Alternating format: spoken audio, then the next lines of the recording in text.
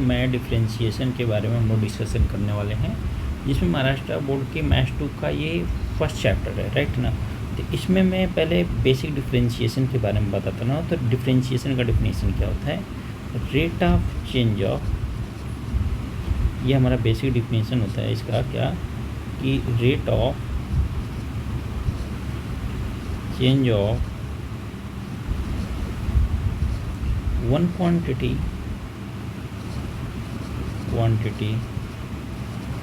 with respect to another quantity,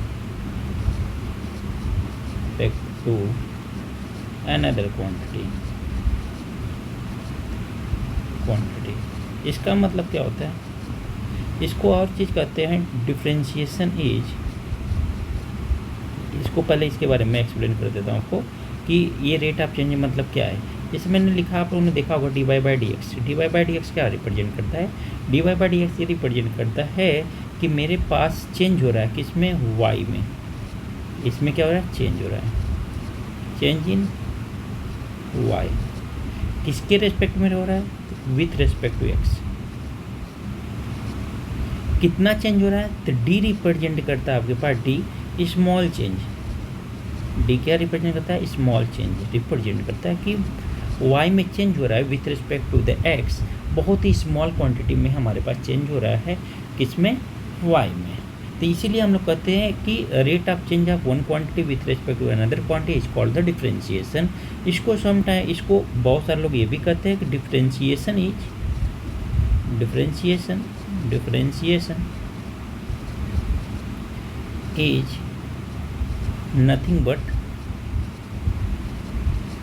nothing but slope of tangent। इसको हम लोग slope of tangent भी कहते हैं, राइट। अब डिफरेंशिएशन को हम लोग रिप्रेजेंट कैसे करते हैं तो इसके बारे में देख लेते हैं। डिफरेंशिएशन के कैसे रिप्रेजेंट करते हैं। आप लोग dy बाई डी एक्स से रिप्रेजेंट कर सकते हो, या इसको y डैश से रिप्रेजेंट कर सकते हो, या इसको y1 से रिप्रेजेंट करते हो। तीनों का मीनिंग क्या है? आपको डिफरेंशिएशन है कितनी टाइम? 1 टाइम। अगर 2 टाइम डिफरेंशिएशन हुआ है तो क्या करोगे? dy बाई डी एक्स का स्क्वायर करोगे। अगर यहाँ इसको y2 लिख दो, इसको y डबल डैश लिखोगे आप, राइट। अगर आपके पास 2 बार डिफरेंस है, इसको क्या लिखोगे आप लोग? y2 लिखोगे। तो इसका मतलब ये डिफरेंशिएशन के रिप्रेजेंटेशन है कि हम लोग ऐसे ऐसे डिफरेंशिएशन को रिप्रेजेंट करते हैं। अब इसमें आता है आपके पास डिफरेंशिएशन में कुछ इंपॉर्टेंट बेसिक फार्मूले। तो जो इसमें बेसिक इंपॉर्टेंट फार्मूले क्या है? जो फर्स्ट फार्मूला आता है, बेसिक फार्मूला हमारा D upon D X of X raise to N. इसका फार्मूला क्या होता है? एन एक्स के पावर एन माइनस 1। ऐसे याद कर सकते हो कि कोई x है, उसके पावर क्या है? कोई कांस्टेंट है, तो उसका डिफरेंशिएशन क्या होता है? कांस्टेंट पहले आता है और उसके जो x के पावर होता है उसमें से कम हो जाता है पावर। दैट मीन्स अगर एग्जांपल के लिए देखूँ मैं तो, एक मिनट, हाँ, एग्जांपल के लिए अगर इसका एग्जांपल देखा जाए हम लोग, तो अगर मैं differentiation of X raise to 5 कर दूँ तो इसको क्या लिखेंगे हम लोग? 5 को आगे जो कांस्टेंट है, देखो 5 आगे आ गया एक्स के पावर, ये 5 में से कम हो जाएगा 5 माइनस 1। दैट में मेरा आंसर कितना आ गया? 5x raise to 4। तो बहुत ही ईजी है, राइट ना। तो मेरे पास एक्स के पावर एन का डिफरेंशियल क्या फार्मूला होता है? N X power N minus 1 होता है। नेक्स्ट मेरे पास फार्मूला जो आता है वो क्या होता है आपके पास? जो नेक्स्ट मेरे पास फार्मूला आता है डिफरेंशिएशन का, वो हमारा नेक्स्ट फार्मूला आता है कि D upon D X of x. X का डिफरेंशिएशन में कितना होता है? 1 होता है। डिफरेंशिएशन ऑफ 1 बाई एक्स, जिसका होता है माइनस 1 बाई एक्स स्क्वायर। ये सारे डिफरेंशिएशन एक्स के पावर एन से, एक्स का भी डिफरेंशिएशन एक्स के पावर एन से डिफाइंड हो जाता है, 1 बाई एक्स का भी differentiation 1 by X power N से डिफाइंड हो जाता है, राइट। और एक और डिफरेंशिएशन हम लोग बेसिक नॉलेज के लिए डायरेक्ट यूज करने के लिए देख लेते हैं, क्या? Differentiation of root of X. Root X का डिफरेंशिएशन होता है 1/2 रूट एक्स होता है। ये हमारे कुछ बेसिक फार्मूले हैं जिसके एक्स के पावर एन से ही है, बट हम इनको याद रहता है ये फार्मूले, ये सारे फार्मूले अगर याद हैं तो हम लोग डिफरेंशिएशन के टाइम पे डायरेक्ट यूज करते हैं, तो हमें एक्स के पावर एन वाला फार्मूला इनमें लगाने की ज़रूरत नहीं पड़ती है, राइट। अब नेक्स्ट डिफरेंशिएशन का फार्मूला हमारे पास आता है कि डिफरेंशिएशन ऑफ कांस्टेंट। क्या लिखा मैंने? कांस्टेंट लिखा है। दैट मीन्स किसी भी कांस्टेंट का डिफरेंशिएशन जो होता है कितना होता है? आपका 0 होता है। किसी भी कांस्टेंट का डिफरेंशिएशन ऑलवेज एंड ऑलवेज क्या होता है? 0 होता है। ये डिफरेंशिएशन का हमें देखना है, राइट है। किसी भी डिफ्रेंशिएशन का आप अगर कांस्टेंट का डिफ्रेंशिएशन करोगे आप, तो उसका ऑलवेज डिफ्रेंशिएशन कितना हो जाएगा, 0 होगा, राइट। जैसे एग्जांपल के लिए अगर दे दूँ मैं, differentiation of 5 is equal to 0, differentiation of मैं रखूँ 2⁻², तो डिफ्रेंशिएशन कितना हो जाएगा, 0 हो जाएगा, राइट।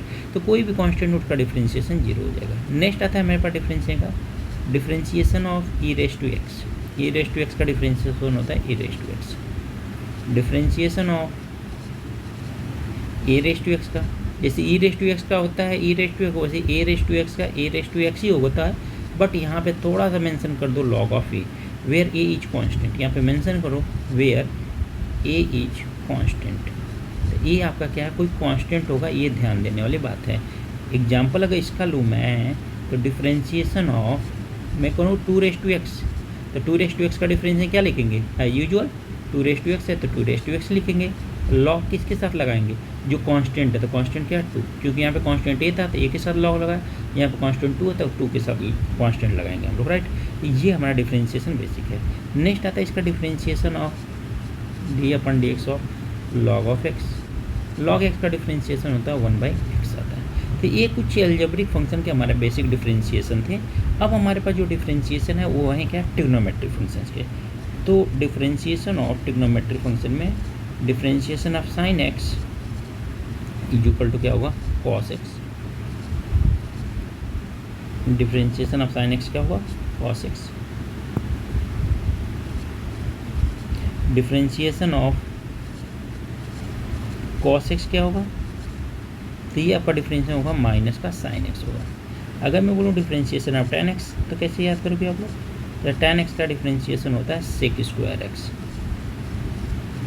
नेक्स्ट आता है डिफ्रेंशिएशन ऑफ, अगर मेरे पास नेक्स्ट हम लोग 3 के देख लेते हैं, okay, differentiation of cot x, इसका differentiation minus cosec² of x होता है। अगर मैं डिफ्रेंशिएशन करूँ sec x का, इसका डिफ्रेंशिएशन होता है आपके पास sec x into tan x। अगर डिफ्रेंशिएशन में लास्ट कोसेक का करूँ d/dx ऑफ कोसेक, तो इसका डिफ्रेंशिएशन होता है minus cosec x into cot X. तो यहाँ से हम लोग क्या देख पा रहे हैं कि ट्रिग्नोमेट्री डिफरेंशिएशन में कहीं पे माइनस आ रहा है तो कहीं पे प्लस आ रहा है। तो ऐसा देखो, जो पहला लेटर है फर्स्ट लेटर, अगर जो फर्स्ट लेटर का डिफरेंशिएशन अगर सी है, फर्स्ट लेटर आपका सी है, उसका डिफरेंशिएशन कर रहे हैं तो नेगेटिव आ रहा है। देखो कॉस में सी आता है पहले, ये नेगेटिव हो गया, कॉट में भी सी आता है इसलिए नेगेटिव है, और कोसेक में भी सी आता है इसलिए क्या हो गया, नेगेटिव है। तो नेगेटिव वाले प्रॉब्लम पहले खत्म करो, नेगेटिव में क्या प्रॉब्लम है तुम्हारे पास। तो जब भी तुम डिफरेंशिएशन आप ट्रिग्नोमेट्रिक फंक्शन करोगे तो जहाँ पे सी वाले का डिफरेंशिएशन होगा वो क्या आएगा, नेगेटिव आएगा, बात खत्म हो गई, राइट। अब आता है साइन का रिलेशन किसके साथ है, कॉस होता है। साइन का डिफरेंशिएशन कॉस करोगे, कॉस का क्या करोगे, साइन। टैन को कैसे याद करोगे, टैन और सेक का एक साथ रिलेशन है। तो टैन और कॉट में देखो स्क्वायर है, यहाँ पे भी स्क्वायर है और यहाँ पे भी स्क्वायर है। तो ये ध्यान देना कि टैन का डिफरेंशिएशन में स्क्वायर रहता है, तो किसका स्क्वायर आता है, सेक का। इसी कॉट में स्क्वायर आता है, किसका आता है, कोसेक स्क्वायर आता है। डिफरेंशिएशन अगर सेक की बात करें तो अभी देखा आप लोगों ने सेक का रिलेशन किसके साथ, टैन के साथ, इसलिए सेक का डिफरेंशिएशन किसके साथ करेंगे, sec X into tan x.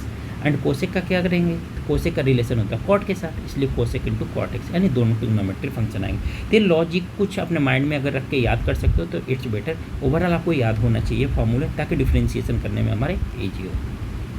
अब कुछ बेसिक रूल होते हैं, ये सारे डिफरेंशिएशन जो हुए हैं ये सब सिंगल फंक्शन है। अब एक फंक्शन से ज़्यादा डिफरेंशिएशन आ जाए तो, जैसे differentiation of u into V, U plus minus V, यानी कि दो फंक्शन हैं और क्या हो वो प्लस माइनस से सेपरेट हो, तो उनका डिफरेंशिएशन कैसे करेंगे। तो आप लोग क्या कर सकते हो, डिफरेंशिएशन ऑफ यू सेपरेटली कर सकते हो एंड डिफरेंशिएशन ऑफ वी भी सेपरेटली आप कर सकते हो, कोई डाउट वाली बात नहीं है। अब इनका आपकी मर्जी, आप कर सकते हो। डिफरेंशिएशन आप अगर मैं कहूँ u इंटू वी एंड दो फंक्शन है, मल्टीप्लिकेशन में कैसे करोगे, तो पहले दोनों में से किसी एक का करोगे। तो मैं अगर v का करता हूँ, इसका मतलब u को नहीं करूँगा, तो u को स्किप कर दिया मैंने, देखो तो u को छोड़ दिया, मैंने डिफरेंशिएशन किसका किया, v का किया। प्लस करूँगा, मल्टीप्लिकेशन इसलिए प्लस करूँगा। अब v का डिफरेंशिएशन हो गया, v को छोड़ो और डिफरेंशिएशन किसका कर दूँगा, u का कर दूँगा। तो देखो दोनों में से अगर दो फंक्शन हैं तो दोनों का एक साथ डिफरेंशिएशन तो नहीं कर सकते, तो 1 बाई 1 करेंगे। तो मैंने देखो पहले v का किया तो u को छोड़ा, और u का किया तो किसको छोड़ा, v को छोड़ दिया यहाँ पे। तो ये डिफरेंशिएशन याद करने का तरीका है u-v रूल का।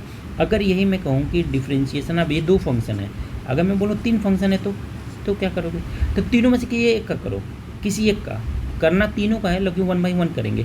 तो मैं सपोज दैट मैं r का करता हूँ, तो डी आर बाई क्या कर लिया, dx कर लिया। इसका मतलब p और q मैंने क्या कर दिया, स्किप कर दिया। नेक्स्ट क्या किया आपने, dq बाई dx कर दिया, यानी q का कर दिया, तो क्या छोड़ा आपने, p और r का। अब लास्ट बचा किसका, देखो r का हो गया, q का हो गया, p का नहीं हुआ, तो dp बाई dx। तो क्या बच गए आपके पास, क्या छोड़ा आपने, q आर, तो q और r को यहाँ पे लिख दो। तो कभी भी मल्टीप्लिकेशन का डिफरेंशिएशन की अगर बात करूँ मैं, तो मल्टीप्लिकेशन का डिफरेंशिएशन में सिंपल सा फंडा ये है कि आप हर किसी का डिफरेंशिएशन करोगे 1 बाई 1, एक बार डिफरेंशिएशन को प्लस करो, फिर सेकंड का, फिर थर्ड का, फिर फोर्थ का, ऐसे डिफरेंशिएशन करते जाओगे। अब नेक्स्ट आता है आपके पास क्या, कि अगर हम लोग करें कि मल्टीप्लिकेशन हो गया, डिवीजन अगर है तो D upon D X U upon V. अगर डिफरेंशिएशन है numerator upon denominator, that mean division का, तो आप पहला डिफरेंशिएशन जो करोगे वो न्यूमरेटर का करोगे, इसका वी को छोड़ोगे, तो डिफरेंशिएशन किसका करोगे आप लोग, यू का। फिर क्या करोगे, माइनस करोगे, यू को छोड़ोगे, या डिफरेंशिएशन किसका करोगे, वी का। जैसे आपने मल्टीप्लिकेशन में किया वैसे ही आपने डिवीजन में किया, बट डिवीजन में माइनस होगा, मल्टीप्लिकेशन में प्लस होगा।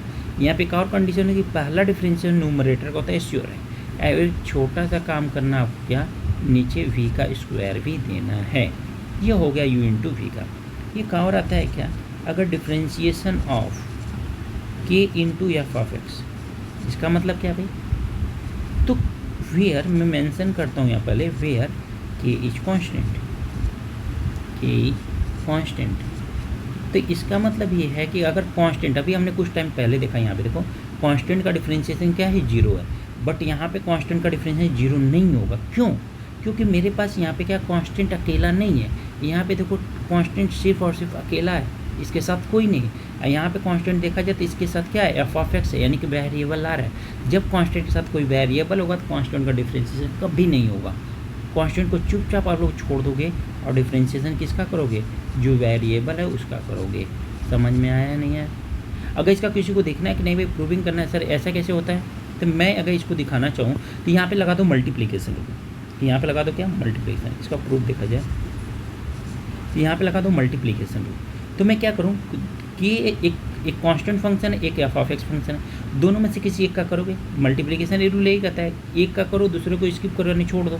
तो मैं दोनों में से किसी एक का डिफरेंशिएशन करता हूँ। तो चलो एफ ऑफ एक्स का करता हूँ, तो मैं D upon D X of के एफ ऑफ एक्स का डिफरेंशिएशन हम लोगों को करना है।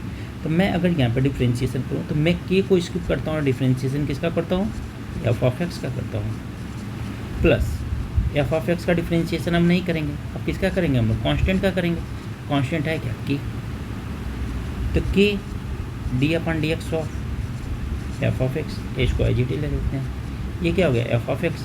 अब क्या, कांस्टेंट का डिफरेंशिएशन करो, कांस्टेंट का डिफरेंशिएशन करोगे तो कांस्टेंट का डिफरेंशिएशन कितना होता है आपका, 0 होता है। कोई भी कांस्टेंट हो, और कांस्टेंट आप पहचान करो तो उसका डिफरेंशिएशन ऑलवेज कितना हो जाएगा, 0 हो जाएगा। अब जैसे ही मैं मल्टीप्लाई करूँगा तो के क्या आएगा, के D upon D X of F of x, और प्लस क्या हो जाएगा 0। और 0 को किसी नंबर में ऐड करोगे तो वही सेम नंबर रिप्रेजेंट आपको आ जाता है, तो D upon D X of F of x.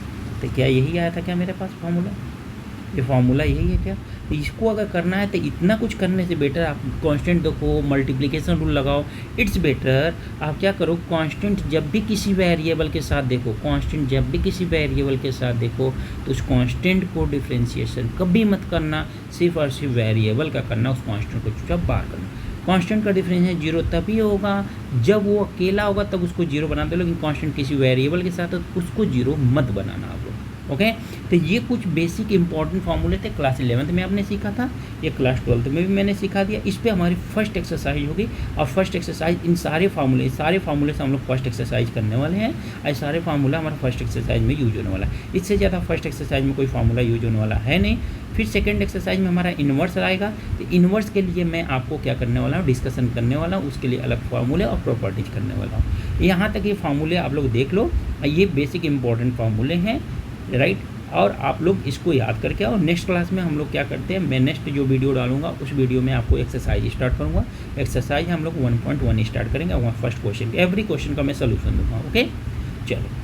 तो आपको अगर ये फार्मूले सारी चीज़ें समझ में आ रही है, लॉजिक मेरा समझ में आ रहा है, तो आप वीडियो को ज़रूर लाइक एंड सब्सक्राइब कीजिए, ताकि मेरे को और मोटिवेशन मिले, और मैं और क्वेश्चंस और आपके पास फार्मूले और कंसेप्ट और आपको इम्पोर्टेंट चीज़ें देने में कोई प्रॉब्लम ना हो, मैं भी आराम से करता रहूँ। ओके, चलिए।